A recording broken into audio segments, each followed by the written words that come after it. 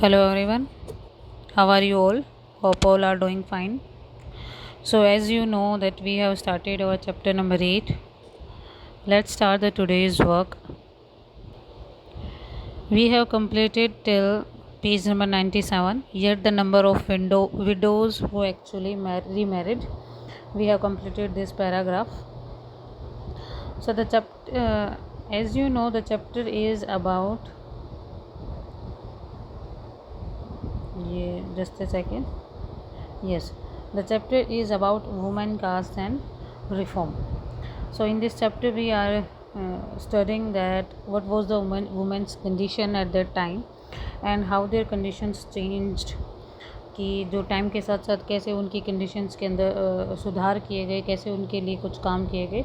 उसी तरीके से हमारा जो कास्टिज़म सिस्टम था उसके उसमें क्या कुछ रूल्स थे, कैसे कास्टिज़म बनाई गई थी.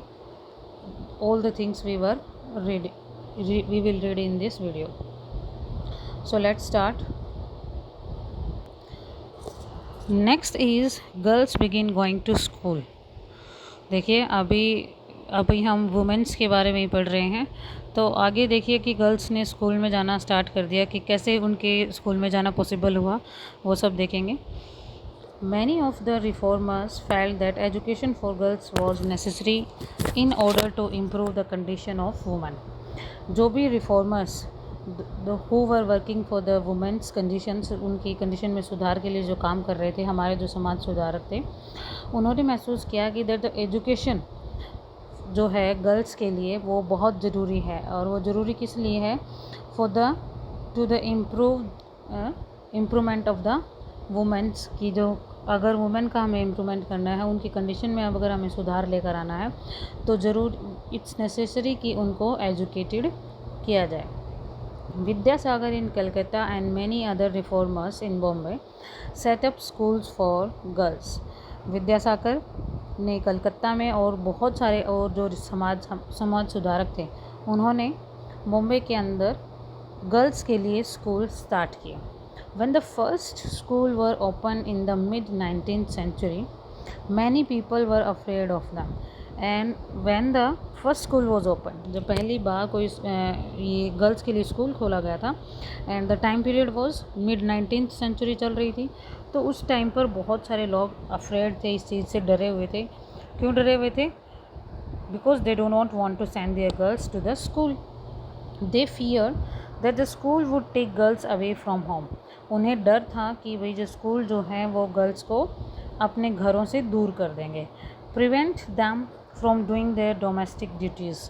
And if they will go to school, then जो उनके डोमेस्टिक वर्क्स हैं, यानी कि जो घर के जो काम हैं, वो उनसे दूर होती चले जाएंगे, वो घर के काम नहीं कर पाएंगे. Moreover girls had to travel through public places in order to reach school. और इससे भी बड़ी बात क्या थी कि भाई गर्ल्स को स्कूल जाने के लिए बहुत सारे पब्लिक प्लेसेस को क्रॉस करके जाना पड़ता था. Many people felt that this would have a corrupting influence on them. और बहुत सारे जो लोग थे who were very narrow minded at that time, वो क्या सोचते थे कि अगर इसी तरीके से गर्ल्स भाई जो पब्लिक प्लेसेस से गुजरती रहेंगी, then they will be corrupted. Corrupted means कि दे भाई जो उनके कैरेक्टर्स के अकॉर्डिंग वो ख़राब होती चली जाएंगी. They felt that girls should stay away from public places. ऐसे लोग जो थे वो क्या सोचते थे कि गर्ल्स को हमेशा पब्लिक प्लेसेस से दूर रखना चाहिए, स्पेसेस से. Therefore throughout the 19th century most educated women were taught at home by liberal fathers और हस्बैंड्स. और इसीलिए 19th century तक इसी सोच की वजह से there were many womens who were educated. बहुत सारी औरतें थी जो एजुकेटेड हुई, जिनको एजुकेशन मिली, लेकिन वो एजुकेशन किस तरीके से मिली थी? By their fathers at home. या तो उनके फादर्स उनको घर पर ही पढ़ाते थे, या फिर उनके हस्बैंड्स के द्वारा उन्हें घर पर ही एजुकेशन दी जाती थी. They were not allowed to go from the house. वो घर से दूर जाने से लिए अलाउड नहीं थे. Sometimes women taught themselves. काफ़ी बार तो औरतें ही आपस में एक दूसरे को टॉट करती थी, सिखाती थी. Do you remember what you read about Rash Sundari Devi in your book social and political life last year, कि भाई जो लास्ट ईयर आपकी जो एसएस की बुक थी उसमें आपने रश सुंदरी देवी के बारे में पढ़ा था. She was one of those who secretly learned to read and write in flickering light of candle at night. So how she was educated? वो रात के अंधेरे में, फ्लिकरिंग लाइट मीन्स होता है कि मोमबत्ती के वगैरह से या दिए की रोशनी में उसने खुद से ही लर्न एंड राइट यानी कि लिखना पढ़ना सीखा. In the latter part of the century schools for girls were established by Arya Samaj in Punjab and Jyotirao Phule in Maharashtra. और फिर उसके बाद latter part of the century यानी कि 19वीं शताब्दी का जो आखिरी पड़ाव जो था उसमें आर्य समाज के द्वारा पंजाब में और ज्योतिराव फुले के द्वारा महाराष्ट्र में गर्ल्स के लिए स्कूल खोले गए.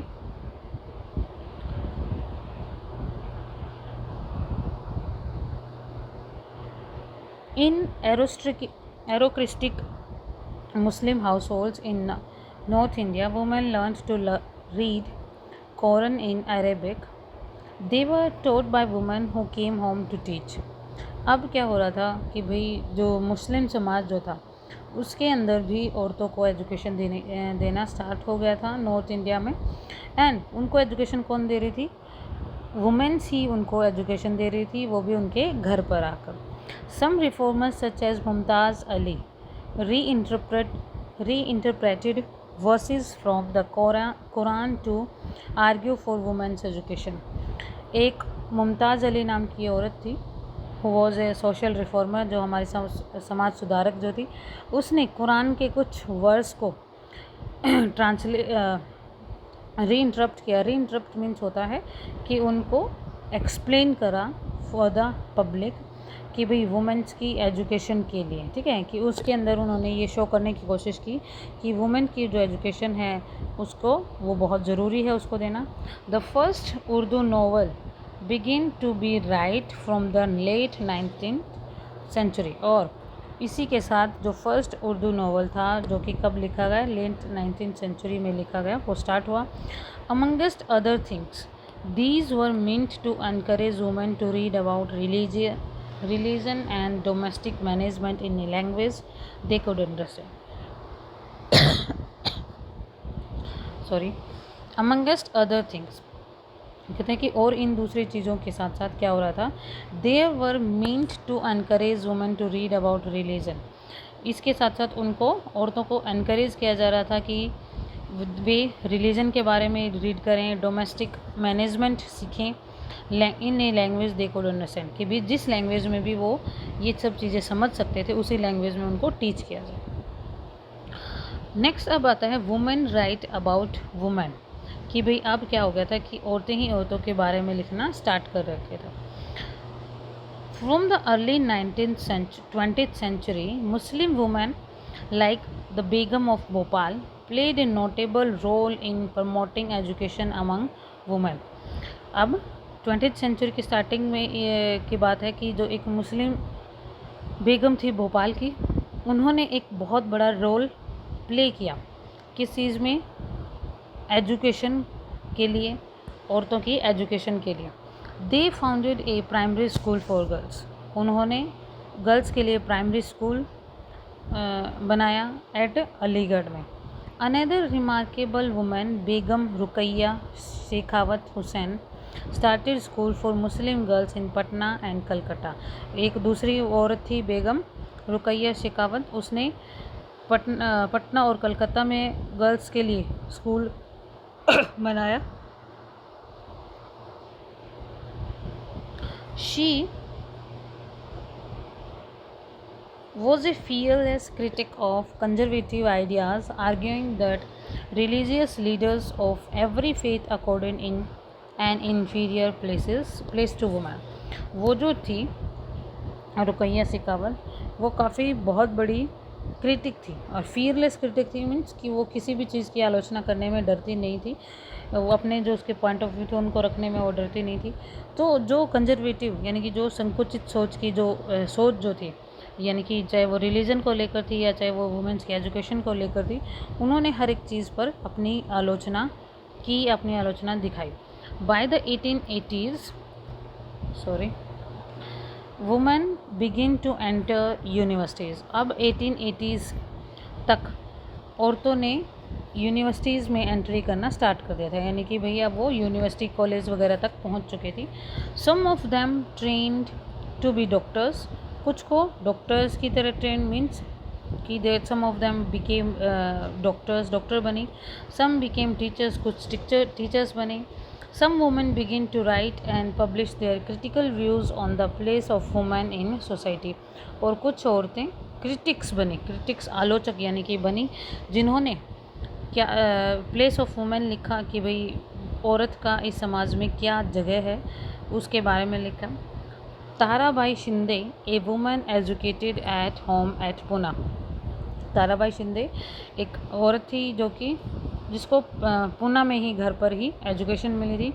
पब्लिश्ड ए बुक, उसने एक बुक पब्लिश की, स्त्री पुरुष तुलना, एक comparison between women and man, कि भाई स्त्री पुरुष तुलना में इसमें क्या था कि आदमी और औरत के बीच में तुलना की गई थी, कंपैरिजन किया गया था।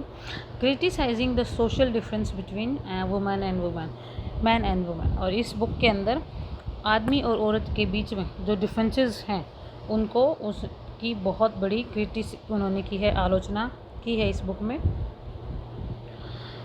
पंडित Ramabai, a great scholar of Sanskrit, felt that Hinduism was oppressive towards women and wrote a book about the miserable lives of upper caste Hindu women। जो पंडित रामाबाई थी उन्होंने भी अपनी एक बुक लिखी थी, उस बुक में उन्होंने अपने विचार रखे कि भाई जो वुमेन्स की जो कंडीशन थी कौन से समाज में, हिंदू समाज में, और वो भी एक जो अपर कास्ट जो थी मानी गई थी उस टाइम पर, उनकी जो कंडीशन थी वो काफ़ी मिजरेबल थी उस टाइम पर। She founded a widows home at Pune to provide shelter to widows who had been treated badly by their husbands. उसने एक शेल्टर होम की तरह एक स्थापना की थी जिसमें विडोज़ को, यानी कि जो औरतें विधवा थी जिन्होंने भाई जिनके हस्बैंड ने उनके साथ बहुत बैडली बिहेव किया था, या भाई जिनके हस्बैंड्स की डेथ हो चुकी थी, तो उनको अपने यहाँ पर उसने आश्रय दिया। Here women were train to so that they could support themselves economically, और यहाँ पर इस घर के अंदर औरतों को ट्रेंड किया जाता था कि भाई वो अपने आप से ही अपना खर्चा निकाल सकते हैं, यानी कि उन्हें किसी और के ऊपर डिपेंड कराने की ज़रूरत नहीं थी।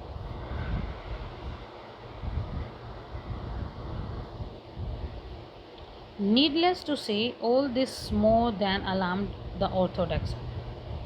For instance, many Hindu nationalists felt that Hindu women were adopting Western ways and that this would corrupt Hindu culture and erode family values। अब क्या कहते हैं कि भाई कुछ इसे कहने की ज़रूरत नहीं है कि कुछ लोग ऑर्थोडॉक्स भी थे, यानी कि एक हम कह सकते हैं कि जिनको रूढ़ी विचारधारा वाले, जो पारंपरिक विचारधारा वाले लोग थे, रूढ़िवादी जो लोग थे, उनका मानना था कि भाई औरतें जो हैं इस एजुकेशन के थ्रू वेस्टर्न तौर तरीक़ों को अपना रहे हैं, वेस्टर्न कल्चर को अपना रहे हैं, और इससे जो हमारा हिंदू कल्चर है, जो हमारी फैमिली वैल्यूज़ हैं, वो धीरे धीरे करप्ट हो जाएंगी, धीरे धीरे ख़त्म होते चले जाएंगे। Muslims were also worried about the impact of these changes। Even मुस्लिम समाज के भी जो रूढ़िवादी लोग थे वो भी इस चीज़ के लिए काफ़ी चिंतित थे, इन चेंजेस की वजह से। As you can see, by the end of 19th century, women themselves were actively working for reform। कहते हैं कि भाई जैसे कि आप खुद देख सकते हैं कि 19th सेंचुरी के एंड तक औरतों ने अपने आप के लिए रिफॉर्म, अपने आप में सुधार के लिए काम करना स्टार्ट कर दिया था actively. They wrote books, edited magazines, उन्होंने बुक लिखी, मैगजीन्स एडिट की, founded schools and training centres, बहुत सारे स्कूल और ट्रेनिंग सेंटर्स खोले, एंड सेटअप वुमेंस एसोसिएशंस, और साथ साथ वुमेंस संगठन की भी स्थापना की गई। From the early 19th century they formed political pressure group to push through laws for female suffrage, the right to vote and better health care and education for women. और इस तरीके से भाई 20th सेंचुरी के starting तक formed political pressure groups, कुछ ऐसे political groups बनाए गए जो कि इस चीज़ पर दबाव डाल रहे थे कि भाई वो औरतों के अंदर भी, औरतों की कंडीशंस के अंदर भी सुधार लाया जाए, उनको राइट टू वोट दिया जाए, उनकी बेटर हेल्थ केयर की जाए, एजुकेशन जो है एक जो हमारा इम्पोर्टेंट पार्ट है वो। Some of them joined various kinds of nationalist and socialist movements from the 1920s। और इस तरीके से 1920 से बहुत सारी औरतों ने, कह सकते हैं हम कि various kinds of nationalist and socialist movements, बहुत सारी हमारी नेशनल और सोशल मूवमेंट्स औरतों ने ज्वाइन की या फिर बहुत सारी स्टार्ट भी हुई, जो कि औरतों की इम्प्रूवमेंट के लिए बहुत बड़ा अहम रोल उन्होंने निभाया। ठीक है, so the next part of this chapter we will do in the next video. Till then, stay home, stay safe and stay learning.